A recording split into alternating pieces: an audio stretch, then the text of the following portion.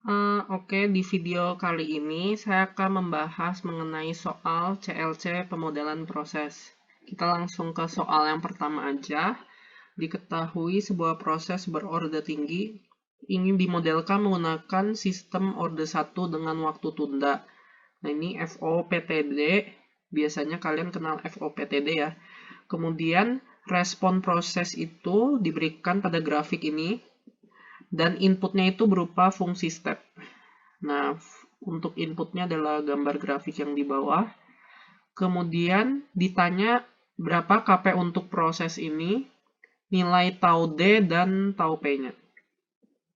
Oke, kita langsung aja ke soal yang pertama. Untuk mencari KP itu pertama rumusnya adalah delta output per delta input. Jadi untuk delta output kalian bisa lihat dari grafik respon yang di atas. Nah, untuk outputnya itu dia bergerak dari awal nilainya adalah 10 di sebelah sini. Dan akhirnya setelah diberikan input, dia akan kembali tunak atau steady di angka 16. Di sini. 16. Berarti untuk delta outputnya adalah 16 dikurang 10. Untuk inputnya kita lihat grafik yang di bawah untuk stepnya. Dia pertama berada di angka 5, kemudian setelah diberikan step dia bergerak ke angka 7. Artinya delta inputnya adalah 7 dikurangin 5. Jadi untuk KP-nya adalah 6 dibagi 2 sama dengan 3. Kemudian kita lanjut. Nah, untuk mencari tau D dan tau P, kita ini menggunakan respon yang ada di atas. Nah, untuk mencari tau D dan tau P itu, karena ini adalah bentuknya S-curve itu dia memiliki titik belok. Misalnya ada gambar di sini. Jadi ini titik belok adalah titik yang membatasi antara kurva yang memiliki cekung menghadap ke atas dan cekung yang menghadap ke bawah. Nah, kemudian setelah kita tahu titik beloknya di mana, kita gambar garis yang menyinggung kurva tersebut, tapi melewati titik belok tersebut. Nah, kalau di soal ini sudah enak. Jadi di soalnya itu, gambar garis merahnya itu udah digambarin, jadi kita tinggal pakai aja garisnya yang ini. Nah, dari garis yang ini gimana cara kita dapat si tau D tau P-nya? Jadi untuk pertama kalian lakukan potongkan garis yang steady akhir dengan si garis yang merah ini. Jadi dibikin seperti ini. Kemudian untuk yang garis steady awal juga kalian potongkan ke garis yang merah. Seperti ini. Ya. Kemudian untuk titik perpotongannya itu kalian tarik ke bawah. Terus dibaca angkanya. Pertama seperti itu.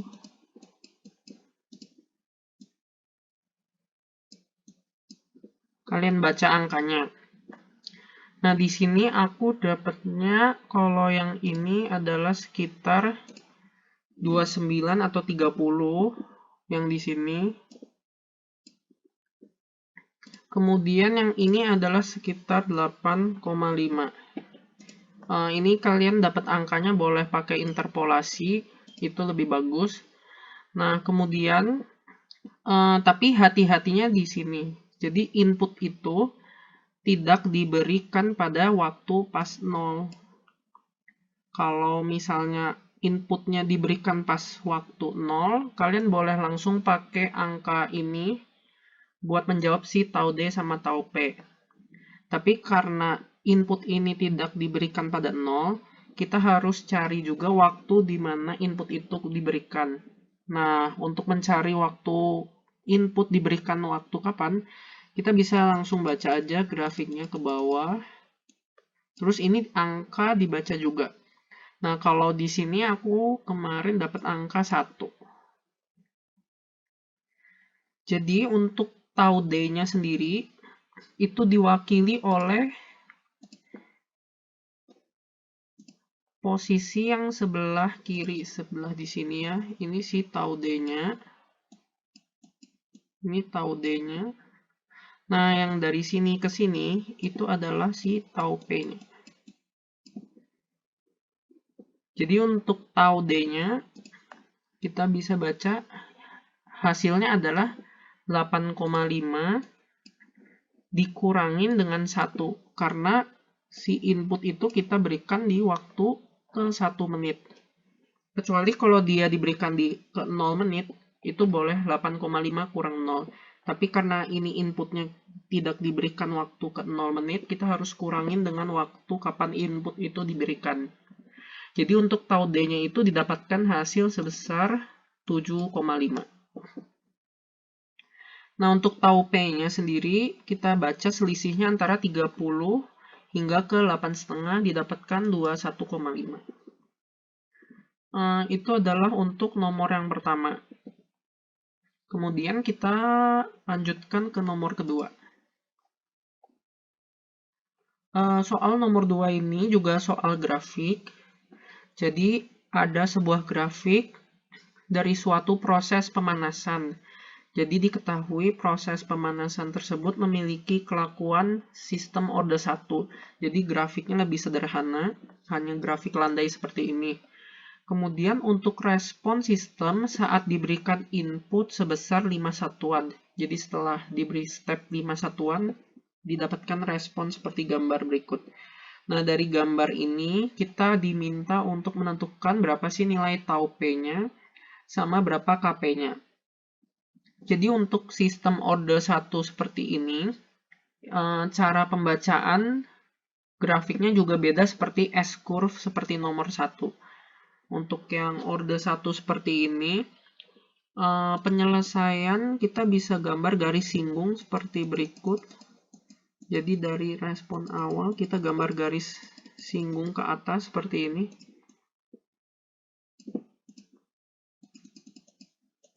Ya, kurang lebih seperti itu. Garis singgung yang menyinggung respon awal ini. Kemudian baru kita bisa tentukan tau P dan Kp-nya itu dari grafik. Jadi ini tadi garis singgung yang tadi digambar di sini. Kurang lebih seperti ini. Nah, kemudian garis singgung merah ini kita potongkan terhadap garis steady state akhir. Nah, jadi setelah kita potongkan, ketemu titik potong di sini, kita baca ke bawah, itu langsung menunjukkan nilai si tau P-nya. Nah, untuk tau P-nya itu, kalian bisa interpolasi. Kalau aku kemarin dapatnya sekitar 3,56.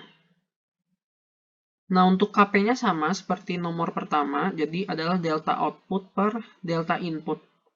Delta outputnya kalian bisa baca, dia pertama bergerak dari angka 0, kemudian tunak di akhir atau steady terakhir di angka 10. Berarti untuk delta outputnya adalah 10 dikurangin 0.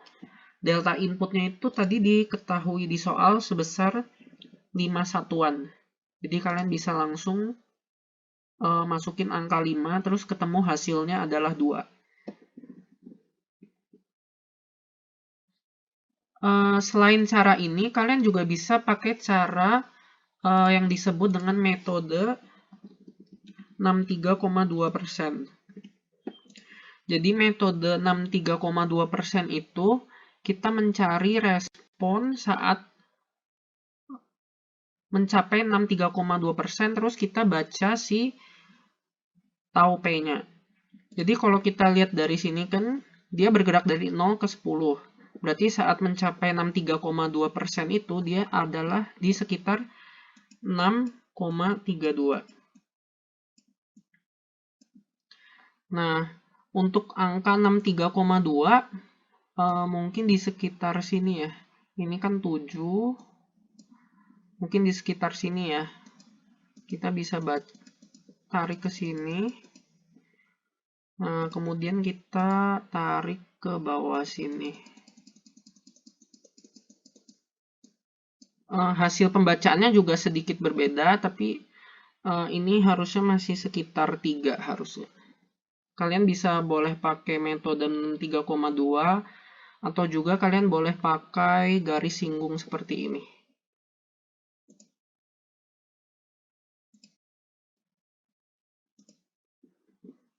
Oke, sekarang kita lanjut ke yang nomor 3. Jadi nomor 3 itu ada sebuah tangki berpengaduk, padanya ideal untuk melakukan proses pencampuran. Kemudian diketahui untuk rho dan volumenya itu konstan. Lalu persamaan model matematikanya dapat dituliskan dengan proses berikut.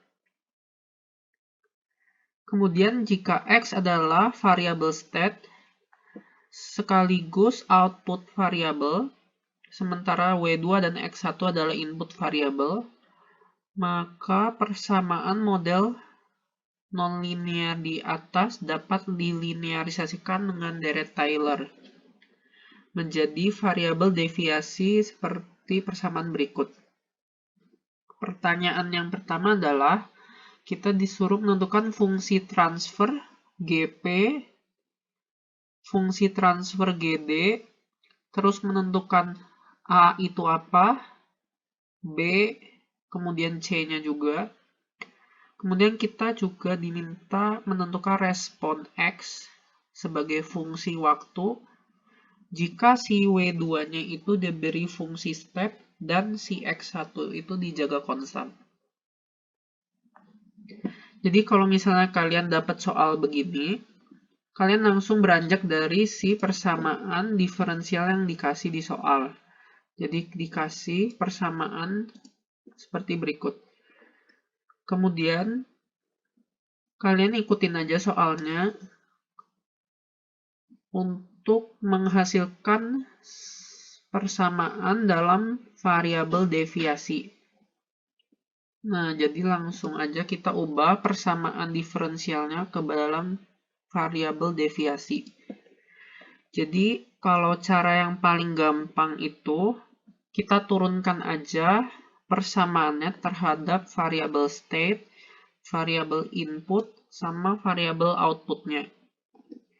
Jadi, kalau di sini, si variabel state-nya itu kan tadi adalah si X, outputnya juga si X. Kemudian inputnya itu adalah W2 dan X1. Jadi persamaan ini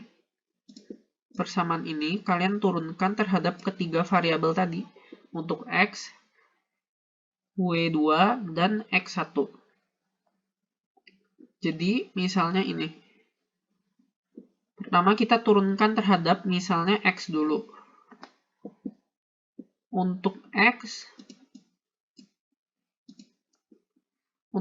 ada di sini sama di sini.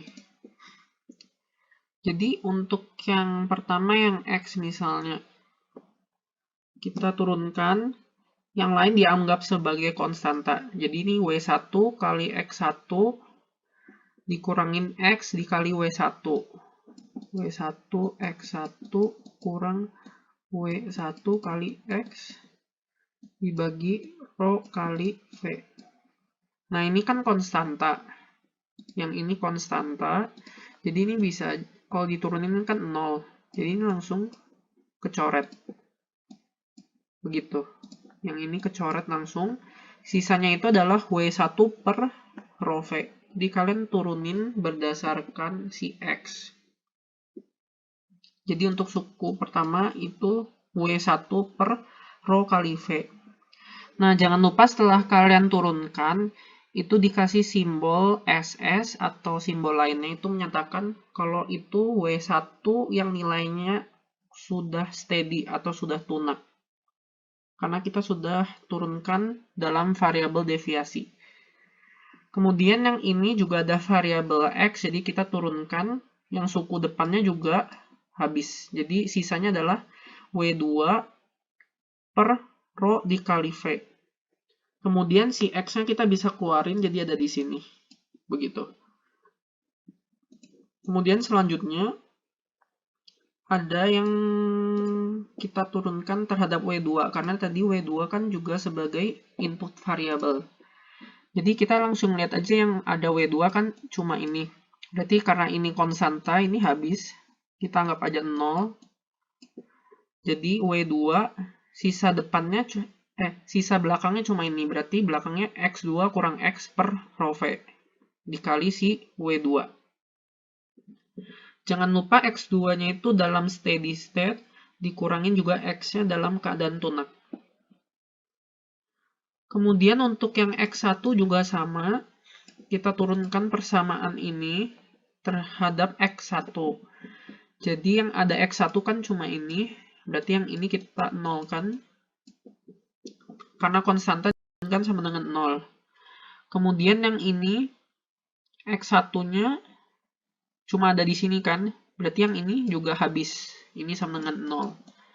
Berarti hasil turunannya adalah W1 dikali X1 per rho kali V. Jangan lupa W1-nya di dalam steady state juga. Nah, untuk persamaan ini, itu langsung menjawab yang soal ini. Tentukan A, B, dan C-nya. Jadi untuk A-nya itu adalah ini.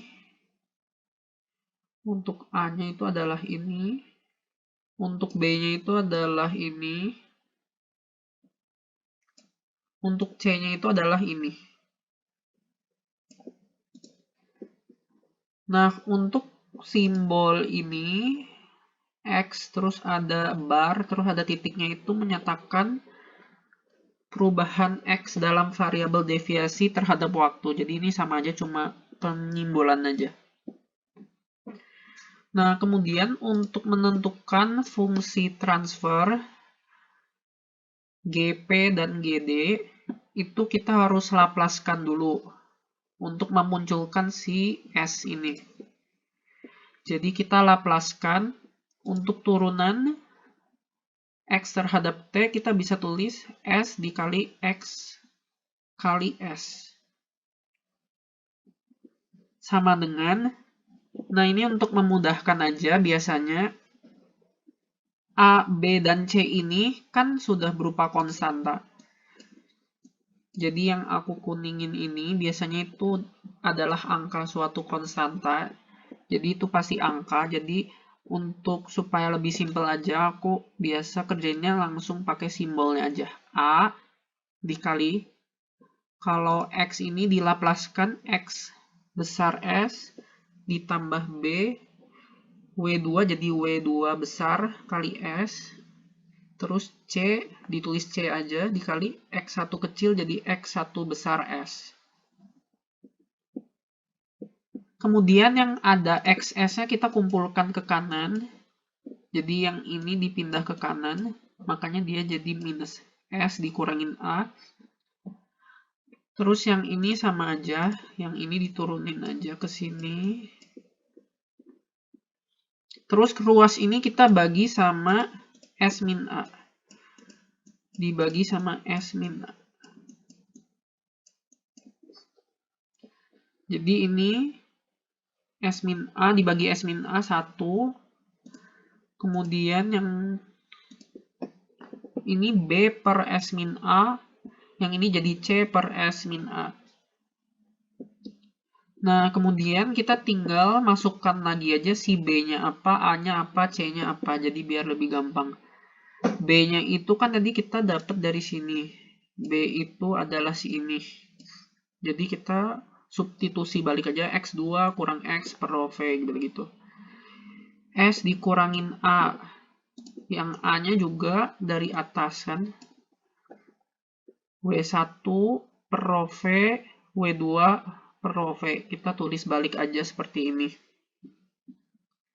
Kemudian ini C-nya juga kita substitusi balik, A-nya kita substitusi balik, supaya dapat persamaan A. Nah, untuk GP sama GD-nya itu, jawabannya adalah ini. Kenapa? Karena si GP itu menghubungkan input W2 dengan output X. Seperti yang udah di soal. Jadi inputnya adalah W2, outputnya adalah X. Jadi ini adalah si GP-nya. Kemudian untuk yang menghubungkan X1 dengan output X itu adalah GD. Nah, ini juga udah menjawab soal ya. X1 outputnya si X. Nah, jadi yang aku biruin ini itu jawaban buat si GD sama GP dan GD-nya. Nah, kemudian biasanya fungsi transfer itu kita standarkan bentuknya. Jadi biasanya yang suku sebelah sini itu dibikin plus 1. Jadi ini untuk penurunannya. Jadi ini untuk penurunan si GP-nya itu. Yang S-nya kita kalikan rho V dengan rho V dulu di sini. Rho V per rho V. Terus penyebut rho V-nya bisa kita coret. Nanti dapat bentuk X2 kurang X per rho kali V kali S plus W1 plus W2 SS. Nah, terus kita kalikan seper W1 SS plus W2 SS dibagi seper W1 SS plus W2 SS. Supaya ini kita ketemu angka 1 di sini. Bentuk standarnya biasanya seperti itu. Kemudian ini kita bisa kaliin ke sini, jadi bentuknya seperti ini. Kemudian yang ini kita kaliin sini, ini berubah 1, terus sisanya berubah jadi rho VS per W1 plus W2. Nah, jadi kalau ditanya bentuk standar, biasanya jawabannya itu biasanya adanya dengan bentuk ini. Nah, dengan cara yang sama, kalian bisa juga sederhanakan si GD supaya penyebutnya ini muncul si angka plus 1-nya ini. Caranya mirip, terus nanti ketemu jawabannya sekian. Nah, itu untuk fungsi transfer GP, GD, terus penentuan A, B, dan C. Terus selanjutnya kita disuruh juga menentukan respon X sebagai fungsi T jika W2-nya itu kita beri step function dan X1-nya itu kita jaga konstan. Jadi kalau kalian udah punya fungsi transfernya yang persamaan A ini,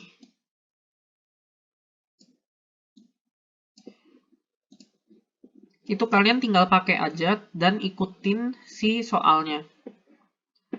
Jadi tadi dibilang W2-nya itu step function. Jadi step function itu dalam Laplace kita tuliskan 1 per S. Kemudian untuk X1 dijaga konstan, artinya berarti X1 besar S ini adalah sama dengan 0, karena konstan.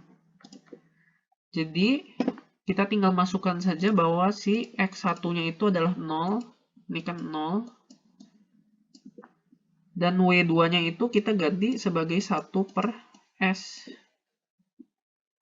Jadi suku ini udah nggak kepakai ini. Tinggal suku yang ini aja. Tapi si W2-nya kita ganti seper S gitu aja. Yang dimaksud soal yang terakhir ini. Jadi kita masuk ini yang tadi ya. W2 fungsi step 1 per S. X1-nya konstan sama dengan 0. Jadi kita dapat persamaan seperti ini. XS. Terus ini tadi si GP dikali W2S plus 0. Plus 0 karena si X1-nya konstan. Nah, kemudian cara menglaplace balik ini, biasanya kita untuk mencari respon X sebagai fungsi T, karena dia ada dari domain waktu yang ditanya, tapi kita punyanya domain Laplace S kan. Jadi kita harus Laplace balik. Cara Laplace balik yang paling mudah itu kita jabarkan jadi suku-suku yang lebih sederhana. Nah, itu namanya caranya adalah Heaviside expansion. Jadi dari suku yang rumit, kita pecah menjadi suku-suku yang sederhana, supaya kita Laplace baliknya itu menjadi lebih mudah. Nah, pertama, supaya lebih gampang, kita misalkan aja si suku ini itu adalah U, dan suku ini adalah si Z. Seperti yang aku tuliskan di sini ya. Jadi ini U sama Z. Jadi ini kita bisa aku tulis U per S plus Z. Nah, ini ya. Ini yang di sini kan sudah sama. U plus S plus Z. Nah, kemudian W2-nya itu kita masukin aja karena dia fungsi step. Jadi kita masukin aja per S.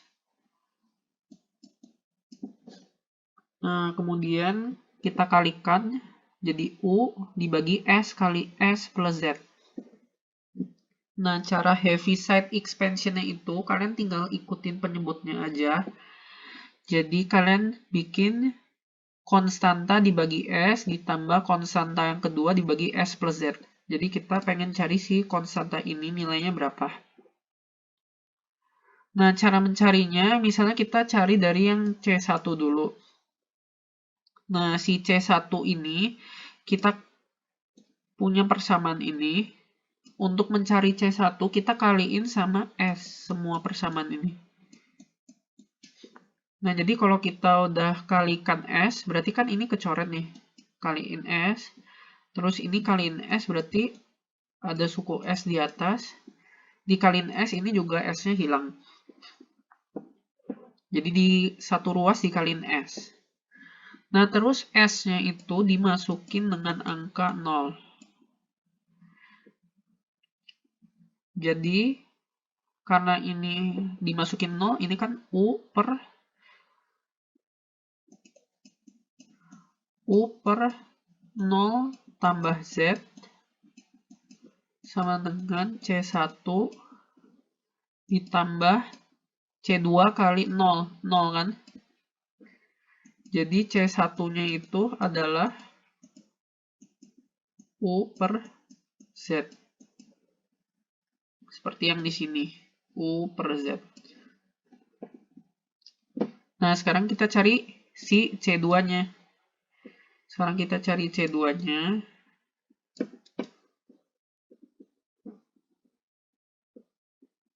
Cari C2 juga sama. Pertama itu kita kaliin sama si penyebutnya. Penyebutnya kan S ditambah Z, berarti kita kaliin sama S ditambah Z.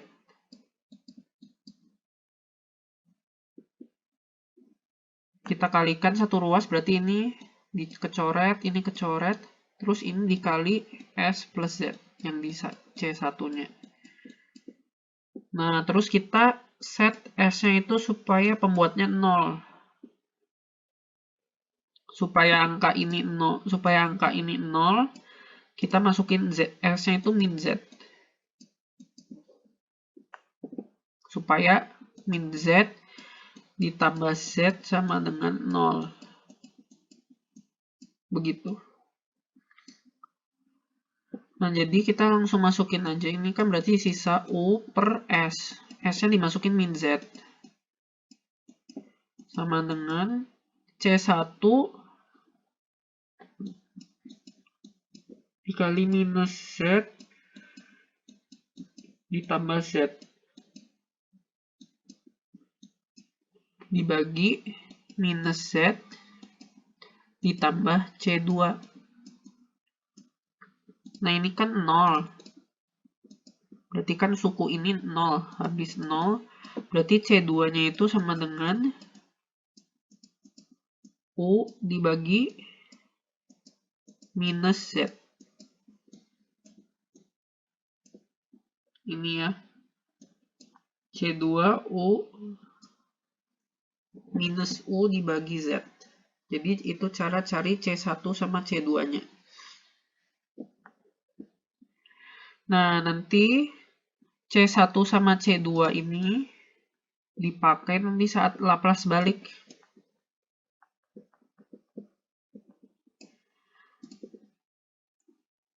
Jadi tadi persamaan ini, XS sama dengan ini kita laplaskan. Jadi ini kan dapat persamaannya ini. Kita laplaskan C1 per S itu dilaplace balik jadi C1. Konstanta soalnya. Terus C2 per Z plus Z. C2 per S plus Z. Itu dilaplace balik jadi bentuknya C2 dikali E pangkat minus Z kali T. Nah, kalau kalian nggak hafal boleh lihat tabel Laplace-nya. Itu ada di buku atau di internet juga ada kok. Nah, kemudian kita masukkan C1 itu tadi apa? C1 itu adalah U per Z. Jadi kita masukin ini U per Z. Terus C2-nya itu tadi kita juga udah dapet nih. U per min Z. Nah, kita substitusi aja. Nah, karena ini bentuknya sama, aku keluarin U per Z-nya. Terus ini dikelompokkan jadi 1 dikurangin eksponen pangkat minus Z kali T. Nah, kalau bentuknya sudah sederhana, kita substitusi balik si U sama Z-nya. Si U kan tadi ini. Si U tadi si ini. X2 kurang X per rho kali V. Jadi ini diubah si U-nya ini. Sesuai yang permisalan yang awal tadi kita misalkan. Kemudian yang Z-nya itu tadi kita misalkan si ini kan. W1 tambah W2 per rho V.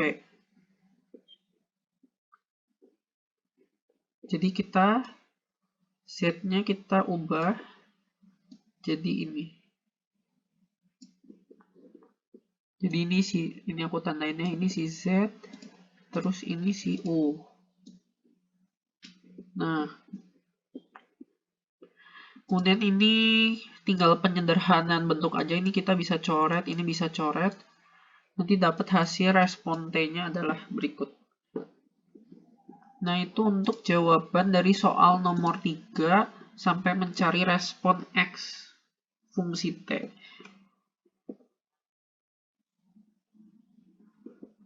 Selanjutnya kita lanjut ke soal nomor 4. Jadi ini ada suatu reaktor kimia. Kondisinya eksotermis. Itu dimodelkan dalam bentuk fungsi transfer seperti berikut. Jadi fungsi transfernya adalah G kali minus 6S plus 12 dibagi S kuadrat plus 5S plus 4. Nah, terus pertanyaannya ini ada 1, 2, 3, ada 6 pertanyaan. Nah, ini pertanyaan pertama itu apakah reaktornya itu stabil atau enggak? Yang pertama. Terus yang kedua itu ada respon osilasi atau enggak? Terus yang ketiga itu ada respon inversi atau enggak? Terus yang keempat kita suruh menentukan faktor damping yang bentuknya ini seperti E, cacing. Terus yang kelima itu kita menentukan berapa nilai Kp-nya. Yang keenam itu berapa nilai time constantnya. Jadi itu ada pertanyaannya ada 6.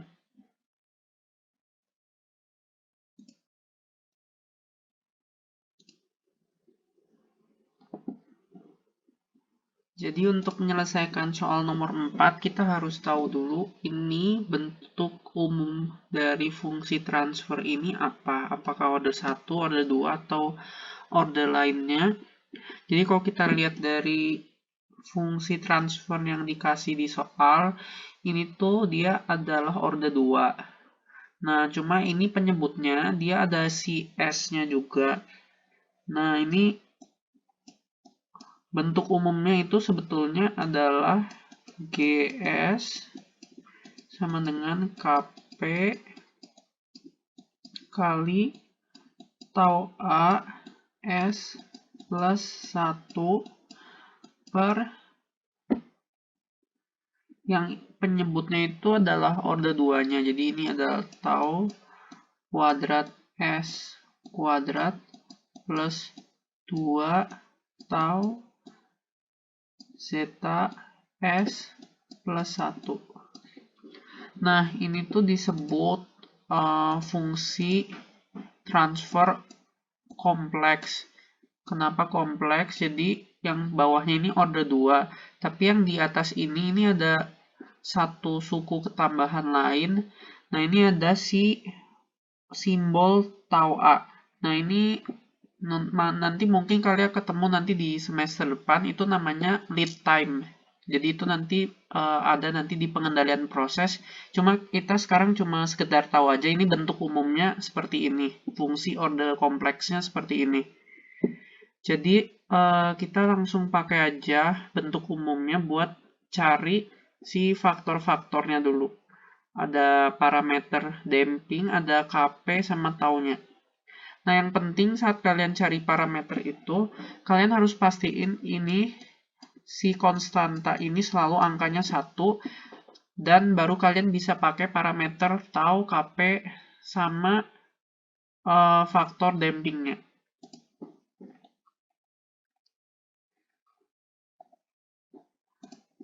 Kita jawab dulu aja yang respon-respon. Jadi ini aku udah kasih beberapa notes yang bisa kalian pakai. Nah, untuk melihat yang pertama, responnya itu stabil atau nggak stabil, kalian bisa lihat dari si pulse-nya.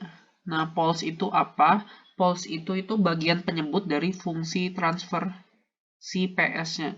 Jadi kalau di soal itu si S kuadrat plus 5S plus 4-nya. Nah, kalau misalnya untuk nomor 2, respon osilasi. Nah, itu kita lihat juga dari si pulse-nya. Untuk yang nomor 3, apakah ada respon inversi atau enggak? Nah, itu kita lihat dari si zero. Zero-nya itu adalah si pembilang dari fungsi transfernya. Jadi itu kita lihat dari si zero-nya. Kalau ada respon inversi atau enggak. Jadi kita langsung aja coba lihat ini responnya apakah stabil atau tidak. Jadi kita langsung lihat si pulse-nya dulu. Nah, jadi pulse-nya itu kita cari faktor pembuat 0 si S-nya. Jadi tinggal difaktorkan biasa saja. Jadi S plus 1 dikali S plus 4. Nanti kalian ketemu S-nya itu minus 1 dan minus 4. Nah, kalau lihat dari bentuk umumnya, berarti kan pembuat nolnya ini negatif, A-nya itu negatif, jadi si ini itu adalah A-nya. Nah, karena A-nya negatif, kalian langsung lihat aja parameter ini. A-nya yang kurang dari 0, berarti artinya jawabannya sistemnya itu stabil. Jadi, untuk menjawab soal yang nomor pertama, apakah reaktor kimia memiliki respon yang tidak stabil, berarti jawabannya itu salah. Karena ternyata dari perhitungan, kita dapatkan respon itu ternyata dia stabil. Kemudian ditanya apakah responnya berosilasi itu benar atau enggak. Nah, kita sekarang lihat dari si faktor tadi, faktor pembuat nolnya, itu dia ada nilai B-nya atau enggak. Nah, si B itu apa? B itu adalah faktor konjugat. Nah, itu dia biasanya muncul kalau ada si bilangan imajinernya. Kalian bisa pakai rumus ABC. Nah, kalau misalnya B-nya 0, karena ini tidak ada suku imajinernya, maka B-nya 0. Nah, kita langsung lihat aja. Kalau B-nya 0 berarti tidak ada osilasi. Berarti pernyataan ini responnya berosilasi itu salah juga. Karena kita dapatkan ternyata responnya tidak ada osilasi. Nah, dulu sih soalnya menjodohkan, jadi antara memilih benar atau salah begitu. Nah, sekarang yang ketiga itu adalah apakah respon inversinya ada atau enggak. Nah, kalau respon inversi kita lihat dari si zeros-nya. Jadi untuk zeros-nya itu bagian penyebut, kita cari juga pembuat nolnya. Jadi min 6S plus 12 sama dengan 0. Nah, ternyata dapat S-nya itu sama dengan 2. Nah, ini sama, ini adalah si nilai A.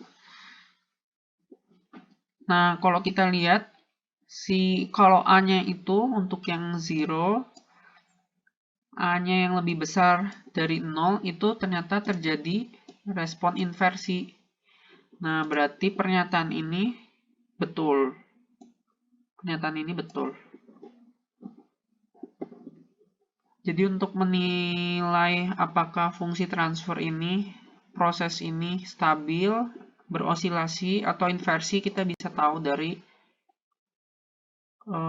analisis zero sama pulse dari fungsi transfernya. Kemudian kita sekarang menentukan parameter faktor damping, Kp, dan tau-nya dulu. Nah, untuk menentukan ketiga ini, kita ada baiknya membuat fungsi transfer dalam bentuk standarnya. Jadi ini pastikan si angka konstantanya itu selalu 1 yang di sini. Nah, jadi kita langsung bikin aja. Misalnya pertama kita mau cari tau sama faktor dampingnya dulu ya.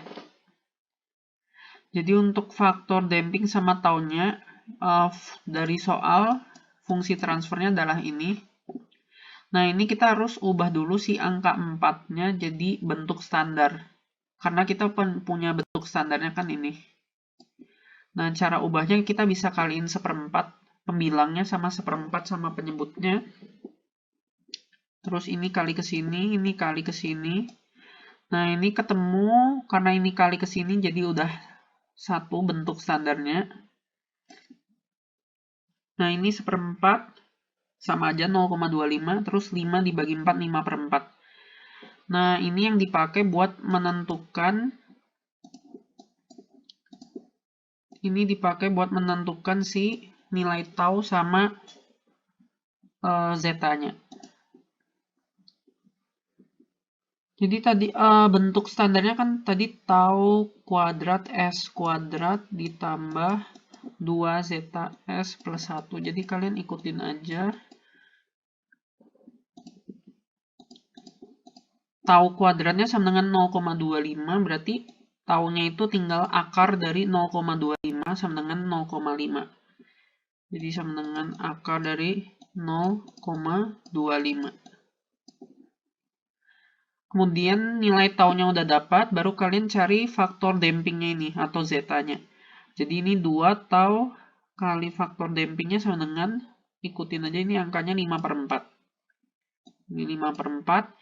Terus tau yang tadi dimasukkan ke sini. Nanti zeta-nya ketemu sama dengan 5/4. Ya kan ini 1 kali zeta sama dengan 5/4. Jadi zeta-nya langsung ketemu sekian. Jadi ini untuk mencari si tau sama zeta-nya. Nah, sekarang kita tinggal cari nilai Kp-nya aja. Nah, kalau nilai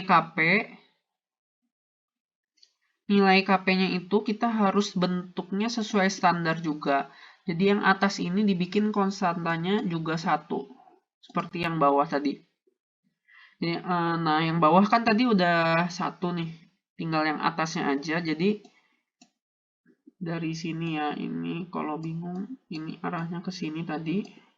Nah, kita kaliin aja 1/12 atas pembilang kita kali 1/12, penyebutnya dikali 1/12.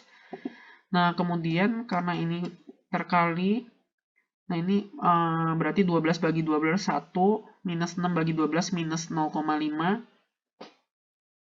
Nah, kemudian yang 12 ini aku pindahin ke atas ya, yang ini. Jadi dikali 12. Nah, ini seperempatnya masih dari yang atas. Nah, terus berarti ini udah seperti bentuk yang di sini. KP ini adalah perkalian antara 1/4 kali 12. Jadi KP-nya yang benar jawabannya adalah 3. Nah, kalau misalnya kalian jawab itu KP-nya 1/4, nah itu salah. Karena si bentuk ini masih angkanya 12, harusnya adalah 1. Begitu. Nah, kebanyakan suka pada salahnya di situ sih. Mungkin itu yang nomor 4. Sekarang kita lanjut ke soal nomor 5 ya. Nah, jadi ini soal nomor 5 tentang peneracaan energi dari suatu reaktor aliran sumbat PFR. Dan si PFR ini dilengkapi dengan penukar panas. Jadi ada semacam jacketnya gitu di luar PFR-nya. Nah, terus hati-hati ini dibaca si alirannya counter current. Jadi aliran yang di dalam PFR dengan aliran yang di dalam jaket itu searah alirannya ini sesuai gambar panahnya. Terus reaksinya itu A menjadi 2B. Terus persamaan kinetika reaksinya diketahui sebagai berikut. Panas reaksinya sebesar delta HR. Untuk skemanya adalah berikut. Jadi ini PFR ini ada di tengah. Yang masuk itu adalah ini aliran dengan rho CP, debitnya Q, terus konsentrasi Ca-nya dan suhunya pada suhu T pada posisi Z0. Keluarannya rho CP, debitnya Q, terus ada CB-nya karena udah bereaksi, terus T-nya juga saat T keluaran pada posisi Z. Kemudian untuk yang jaket pendingin atau si penukar panas, kita sebut penukar panas aja. Ini sih yang luarnya ini. Jadi ada aliran masuk, dia co-current. Nah, ini dia masuk ke sini, terus keluar ke sini. Masuk pada posisi Z sama dengan 0, keluarnya Z sama dengan L. Kemudian diketahui konstanta reaksinya itu K1 dan K2 bergantung pada persamaan Arrhenius dan temperatur. Kemudian perpindahan panasnya adalah Q sama dengan H dikali A kali TC kurang T. TC ini yang di jaket, T itu yang di dalam reaktornya. Terus diketahui bahwa parameter densitas, kapasitas panas, kemudian debit juga itu dianggap konstan. Nah, pertama kita suruh bikin model matematika yang menggambarkan perubahan CA terhadap waktu dan lokasi Z. Terus yang B, soal yang sama tapi kita menggambarkan perubahan CB. Kemudian yang ketiga itu perubahan waktu dan Z tapi perubahan variabelnya itu suhu. Terus yang nomor D itu perubahan TC atau yang suhu di penukar panas terhadap waktu T dan lokasi Z.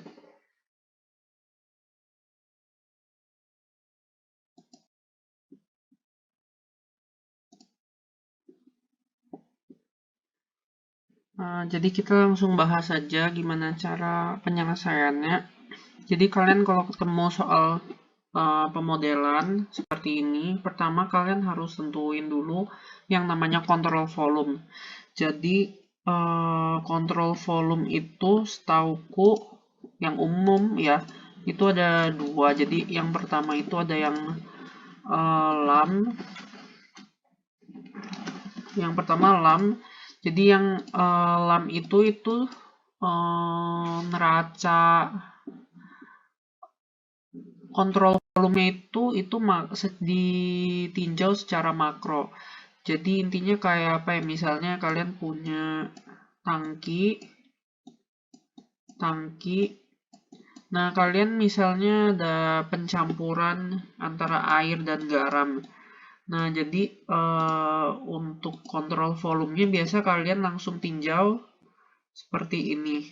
Nah, ini lam, jadi kalian mengasumsikan setiap posisi pada tangki berikut memiliki konsentrasi garam yang sama. Itu kontrol volume yang lam. Nah, terus yang kedua itu ada yang namanya distributed.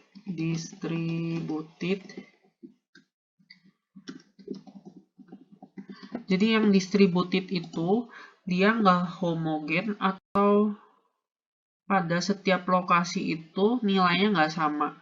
Jadi kasus yang sekarang yang kita tinjau si PFR ini tuh kasusnya yang distributed. Soalnya kalau kita lihat, jadi si PFR itu semakin dia ke sana, dia kan terus bereaksi. Jadi konsentrasi reaktan di sini dengan yang di sini itu pasti akan berbeda. Terus makin ke sini dia semakin banyak bereaksi sampai di sini mungkin udah kebanyakan produknya. Nah, kalau yang di sisi sini justru produknya belum ada. Nah, itu yang disebut distribusi. Dia fungsi dari posisi. Nah, kalau dari kasus PFR ini, kita itu bisa bikin si kontrol volumenya seperti cincin, seperti ini. Maaf, ini gambarnya ada jelek. Jadi ini seperti satu bagian kecil ini kita potong. Terus, nah seperti ini. Jadi dia masuk pada posisi Z sama dengan Z. Terus di sini dia keluar Z plus delta Z. Ini si Z yang di sini ya. Jadi ini ada selisih sebesar delta Z di sini. Nah, ini kontrol volume yang kita pakai. Nah, soalnya kita mengasumsikan perubahan konsentrasi itu kan arahnya yang ke sini aja. Kalau ke arah sini kita nggak asumsikan berbeda. Jadi dianggap aja pada ke arah radial ini konsentrasinya sama. Nah, itu dari kontrol volume. Jadi kita pakai yang distributed. Dia kita langsung, nah seperti ini ya gambarnya tadi. Kurang bagus yang kontrol volume yang dimaksud tadi seperti ini. Jadi pada kontrol volume ini diasumsikan ya pada kontrol volume ini itu homogen. Dan konsentrasinya itu bergerak selalu berubah ke sana. Tapi kalau konsentrasi yang ke sini itu masih homogen. Nah, itu yang disebut dengan pemilihan kontrol volume. Nah, kemudian ini tadi soalnya kita bikin dulu sih yang A. Yang A itu ditanya perubahan CA terhadap waktu T dan lokasi Z. Jadi, sebelum kita masuk ke peneracaannya, kita lihat dulu tadi kinetika reaksinya dibilang si K1 dan K2 kan ikut persamaan Arrhenius. Nah, jadi kalian lupa persamaan Arrhenius itu K sama dengan A0 eksponen pangkat min EA per R kali T. Nah, ini supaya gampang, kalau K1 aku tulisnya K01, terus EA-nya aku tulis E1, energi aktivasi 1. Nah, kalau yang K2 juga diganti aja sih indeksnya jadi yang 2, jadi seperti ini. Nah, kemudian untuk laju pindah panasnya tadi dikasih tahu Q sama dengan H kali A kali TC kurang T. Nah, yang pertama kita bikin dulu untuk model CA-nya dari hukum kekekalan massa atau hukum kekekalan mol. Nah, yang pertama itu adalah mol setelah waktu tertentu, ini Na pada T plus delta T, sama dengan mol mula-mula, ini, terus ditambah mol yang masuk, dikurangi mol yang keluar. Nah, terus ditambah atau dikurang regenerasi. Regenerasinya itu bisa, generasi maksudnya. Itu bisa dari reaksi, kalau dalam kasus ini. Karena dia reaktan berkurang, terus produk bertambah. Nah, jadi ini aku tulis aja ya, ini mol akhir sama dengan ini mol awal. Terus yang ini yang mol masuk, ini mol keluar. Nah, ini adalah reaksi. Nah, kemudian ini supaya penjabarannya jadi mudah, molnya itu aku jabarin jadi Ca kali V. Nah, terus volumenya itu karena dia silinder, itu adalah luas alas dikali si ketebalannya sebesar delta Z. Nah, untuk luasnya sendiri itu adalah lingkaran, jadi kita pakai langsung 1/4 pi D1 kuadrat. Jadi si yang ini ya, D1 ini. Nah, ini kenapa konsentrasi dikali volume, karena konsentrasi itu kan dia mol per volume, nah terus dikali volume, jadi ya sama aja sih, hasilnya mol gitu ya. Lalu kita ini langsung jabarin aja, yang ininya bisa dipindah ke sana, jadi suku yang ini. Kemudian, nah ini bisa diselesaikan pakai integral teori teorem ya. Jadi nanti muncul si garis barnya ini. Terus yang dt-nya berupa jadi delta, dt-nya jadi delta. Yang ini juga sama, pakai teori teorem yang integral. Kemudian ini juga sama. Kemudian yang ini aku jabarin Na-nya jadi Ca dikali A1 kali dz. Ini diubah, ini kan si Na ini. Ini si Na. Kemudian untuk yang ininya juga masih sama. Cuma yang ini volumenya aku ubah jadi A1 kali delta Z. Pakai yang ini ya. A1 kali delta Z. Kemudian, nah ini persamaan ini kita bagi delta Z dan dibagi delta T. Nah, kemudian ini ada beberapa yang bisa dicoret. Jadi ini delta Z-nya bisa dicoret. Kemudian yang ini delta T-nya bisa dicoret juga. Nah, yang ini delta Z, delta T, dua-duanya kecoret. Nah, kemudian kita dekati dengan limit delta T mendekati 0 sama limit mendekati delta Z mendekati 0. Nah, kemudian didapatkan persamaan diferensial dCA1 per dt minus dCA per dz plus RA kali A1. Nah, ini hati-hati, ini kenapa minus? Soalnya dia posisinya kebalik kan, ini Z, terus ini dikurangin Z plus delta Z. Jadi dia muncul tanda negatif. Kalau yang ini kan dia mulainya yang akhir kurang awal. Oh, ini T ya. Sorry.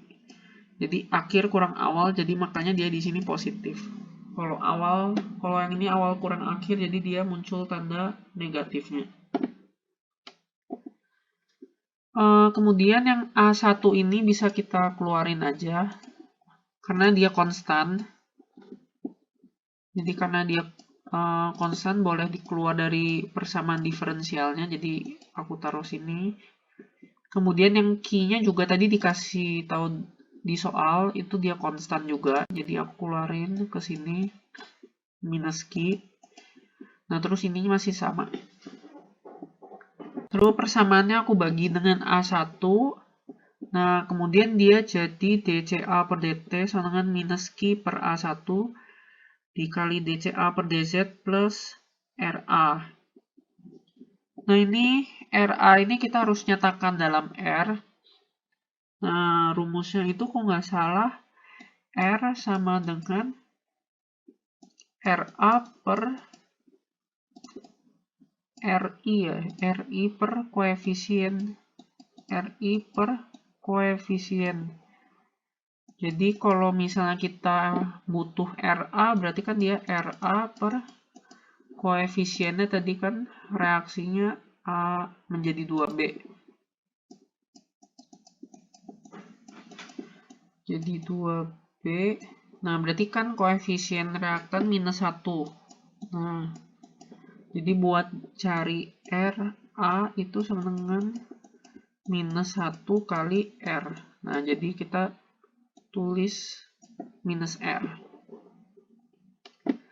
Nah, terus ini kita masukin aja A1-nya itu si 1/4 πd. Terus si minus R kita pakai aja yang dari soal. Yang ini. Yang dari soal ini. Tapi jangan lupa ditulis K1, K2-nya dalam Arrhenius seperti ini. Jadi ini K1Ca kurang K2Cb. Jadi ini K1 ini Ca kurang K2Cb kuadrat. Jadi sama aja. Jadi ini untuk jawaban yang nomor 1 seperti nomor yang A.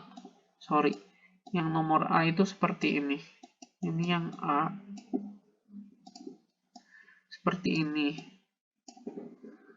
Nah, terus dengan cara yang sama, yang B itu ditanya model perubahan yang CB. Sebenarnya sama aja, persis banget caranya. Tapi kalian tinjaunya dari mol B, bukan mol A-nya. Kalau ini mol A. Nah, ini persis banget sama mol B. Nah, untuk persamaan akhirnya juga sama persis. Nggak ada banyak berubah. Jadi, persamaan yang ini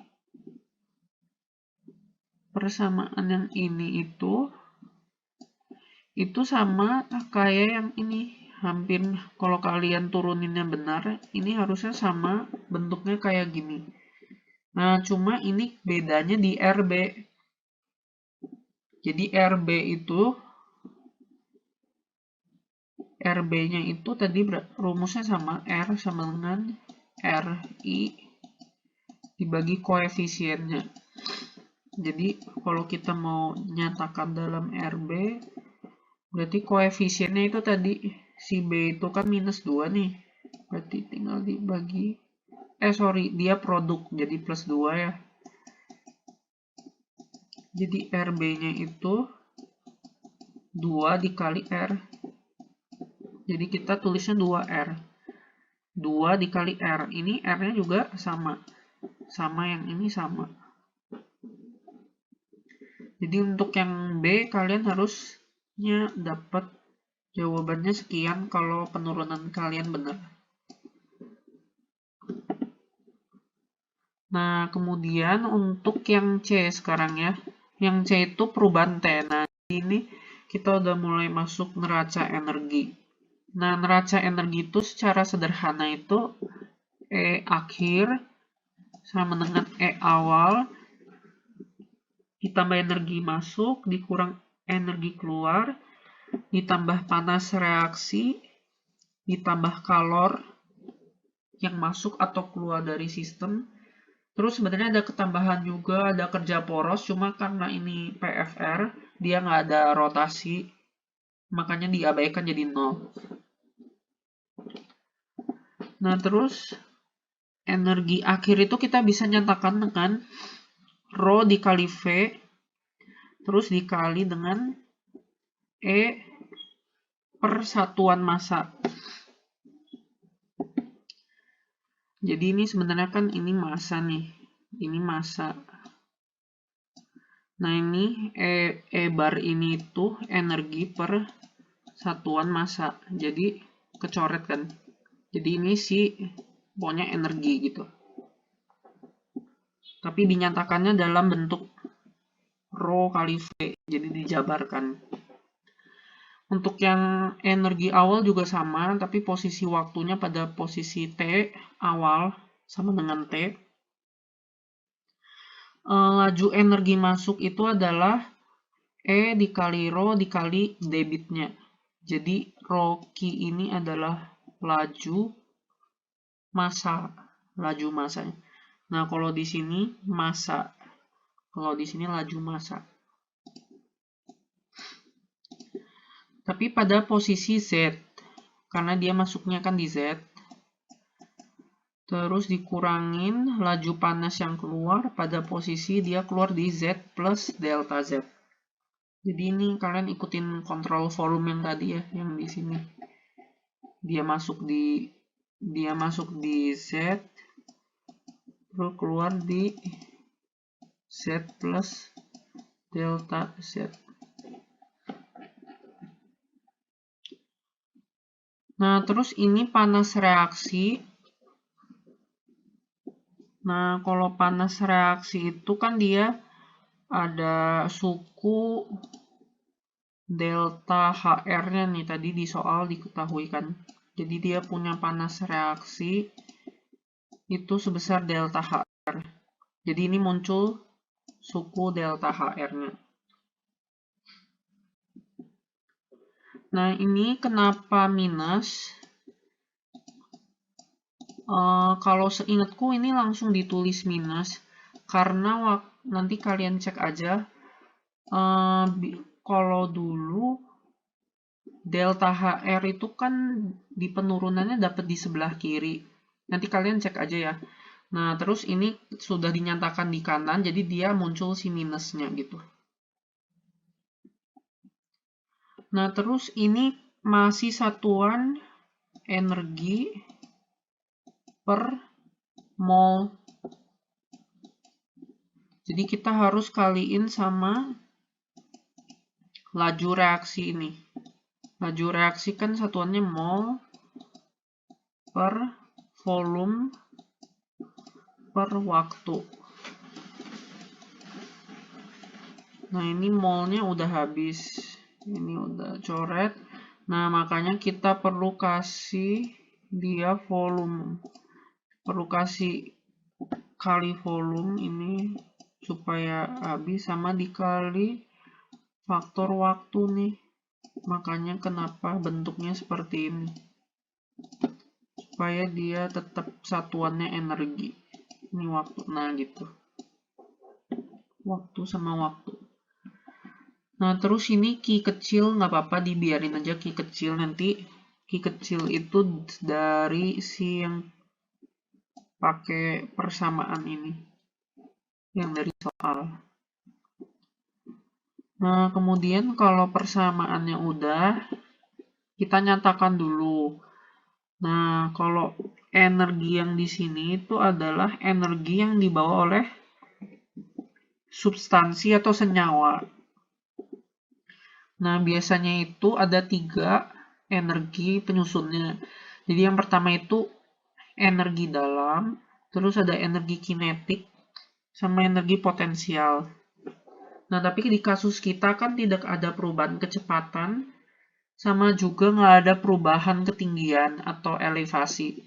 Makanya ini kita bisa coret si suku kinetik sama potensialnya. Nah, sama-sama yang di sini, tapi ini kan energi yang dibawa masuk itu oleh aliran. Jadi ini dibawa oleh aliran. Nah, kalau oleh aliran itu lebih didominasi oleh si entalpi, si H. Tapi untuk EK sama EP-nya juga diabaikan. Nah, terus untuk memudahkan penjabaran nanti, si volume itu sama ya, seperti sebelumnya. Aku jabarkan dengan A1 dikali delta Z. Untuk A1-nya itu 1/4 pi D1 kuadrat. Masih dari yang T itu masih yang di dalam PFR-nya ya. Jadi masih pakai D1. Nah, ini kita tinggal jabarin aja. Jadi yang suku ini dibawa ke sebelah kanan. Jadi seperti ini. Kemudian yang ini masih sama. Yang integral kalian selesaikan pakai teori teorem. Kemudian yang suku reaksinya juga sama. Suku Q-nya juga sama. Nah, kemudian ruas ini, ruas kiri sama ruas kanan, itu kita bagi langsung sama delta T, delta Z. Jadi nanti ketemu ruas kiri sama kanannya seperti persamaan berikut. Nah, ini kita bisa coret aja delta Z-nya. Kalau yang ini delta T-nya bisa kita coret. Ini delta Z sama delta T-nya kita coret. Nah, yang Q-nya itu kan ketambahan delta T per delta Z. Nah, perlu kalian tahu, si Q bagi delta T itu adalah laju kalor. Jadi kalau Q yang kecil itu, kalau Q kecil aja itu kalor. Kalau Q yang besar itu kalor tapi sudah dalam laju kalor. Nah, laju kalor itu kan per satuan waktu. Jadi itu sama dengan Q dibagi delta T. Jadi ini bisa kita langsung ubah. Kita bisa langsung ubah ini jadi si Q. Nah, ya, kita langsung ubah aja ini jadi si Q besar. Nah, ya, kita ubah jadi Q besar. Q besar. Nah, kita ubah jadi Q besar seperti ini. Q besar. Nah, Q besarnya itu kita masukin dari soal langsung. H kali A, TC min T. Jadi H langsung disubstitusi aja per delta Z gitu. Nah, terus A ini nanti kalian juga harus tahu A yang dimasuk di sini itu nanti kalau nggak salah di PPT juga ada, itu luas permukaan terjadinya perpindahan panas. Nah, luas permukaan terjadinya perpindahan panas itu kan ada di sini. Di dinding-dinding reaktor ya kan. Karena dia yang langsung berkontak dengan si jaket. Nah, ini yang aku garis putus-putusin. Nah, ini luas perpindahan panas itu disebut A. Jadi A itu kelilingnya. Luas alas terus dikali panjangnya aja. Berarti kelilingnya itu adalah Pi kali D1.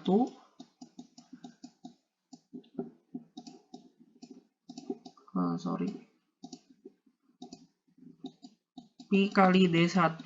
Nah, Pi kali D1 kan sini nih. Yang aku hijauin. Dikali sama panjangnya. Panjangnya tapi ditulis dalam delta Z aja.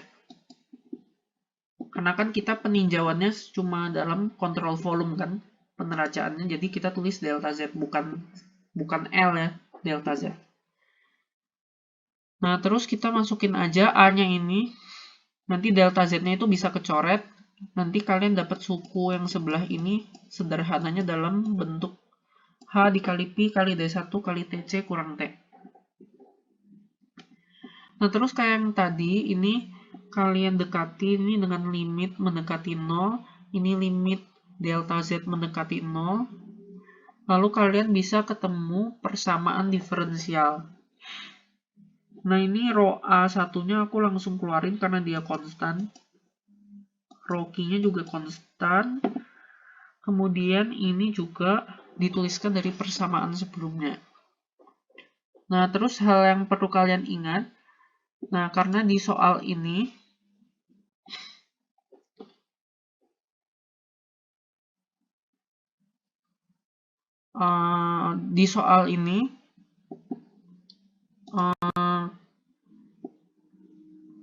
fasanya fasa cair, makanya kalian bisa asumsikan secara termodinamika itu U, itu kita bisa dekati dengan H. Nah, kemudian ini jadi dH per dt. Ini dH per dz. Ini masih sama. Nah, terus H itu kalian bisa jabarkan menjadi CP kali dt. Ini dari termodinamika ya. Jadi CP-nya itu juga diketahui konstan. CP-nya konstan sehingga bisa dikeluarin dari diferensialnya. Ini juga sama, CP-nya dikeluarin. Nah, terus yang ditanyakan model dt per dt. Jadi kita bagi ruas ini dengan rho kali A1 kali CP. Dibagi nanti kalian sederhanakan menjadi bentuknya seperti berikut. Nah, kemudian A1-nya bisa kalian jabarkan. Tadi 1/4 pi D1 kuadrat. Kemudian ini juga sama A1-nya. Yang ini bisa kalian coret. Untuk R-nya kalian definisikan tadi. Seperti yang nomor A tadi. K1CA kurang K2CB kuadrat. Nanti kalian dapatkan persamaan ini. Persamaan ini tuh jawaban buat yang nomor C. Itu untuk neraca energi di dalam PFR-nya. Nah, sekarang soal yang terakhir ditanya untuk yang profil TC. Jadi model matematika TC sebagai fungsi T dan Z.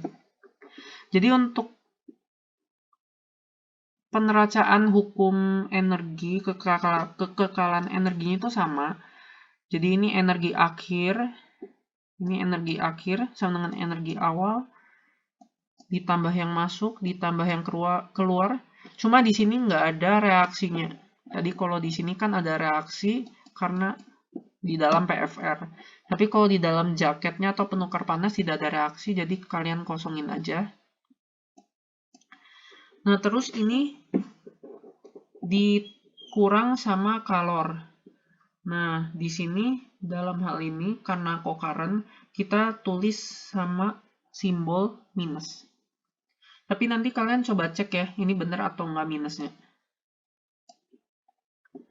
Kemudian ini sama penyederhanaannya tadi energi, tadi ada energi dalam, energi potensial, kalian abaikan aja ini.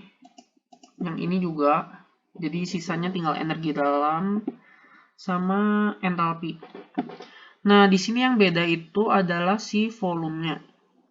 Jadi karena dia bentuknya seperti ini ya, jadi dia kan mengalir di yang biru-biru ini, dia itu bentuknya kayak donat. Jadi kalian harus hati-hati juga menentukan volumenya itu bukan seperti volume silinder kayak yang PFR. Jadi ini kan gambarnya kurang lebih seperti ini. Ini itu kan D1, ini itu D2 yang lingkaran besar. Nah, jadi untuk volumenya itu tetap aja luas alas kali tingginya atau luas alas kali panjangnya. Panjangnya itu tetap aja delta Z sesuai kontrol volume. Cuma luasnya itu adalah luas si lingkaran besar dikurangin luas lingkaran kecil. Nah, luas lingkaran besar, luas lingkaran kecil itu yang besar 1/4 pi D2 kuadrat, yang kecilnya itu 1/4 pi D1 kuadrat. Nah, jadi luas alasnya aja yang sedikit berbeda. Untuk volume juga A2 kurang A1 kali delta Z. Nah, jadi kalian langsung ubah aja ini volumenya. Volumenya adalah ini A2 kurang A1 kali delta Z. Ini juga sama. Terus yang penyederhanaan kalornya ini juga sama kayak yang tadi ya. Jadi aku langsung tulis gini aja ya. Persis sama. A-nya itu nggak berubah karena A-nya kan tetap di luas permukaan silinder PFR-nya, jadi nggak berubah. Terus ini ruasnya tadi, ruas yang tadi dibagi delta Z, delta T, kita bisa coret delta Z-nya, bisa coret delta T-nya. Kemudian kita dekati dengan limit delta T mendekati 0, limit delta Z mendekati 0 juga. Terus karena fasanya cair, kita bisa juga dekati energi dalam itu dengan HC. Entalpi secara termodinamika. Kemudian kita tulis ulang persamaannya. Kemudian habis itu kita bagi supaya muncul suku dTc per dt ya. Kita bagi sama ini. Nanti kalian sederhanakan bisa menjadi persamaan ini. Nah, A2A1-nya kalian jabarkan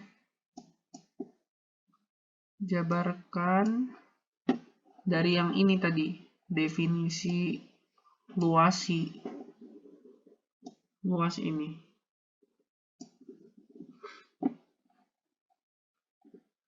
Kemudian untuk yang ini bisa dicoret, P-nya bisa dicoret, D1-nya nggak bisa dicoret ya, biarin aja. Nanti ketemu minus 4 Qc per Pi D2 kuadrat kurang D1 kuadrat kali DTC per DZ dikurangin 4H, ini naik ke atas ya seperempatnya, jadi 4H D1 TC min T per Rho C kali CPC kali D kuadrat kurang D1 kuadrat. Nah, ini jawaban buat yang nomor D.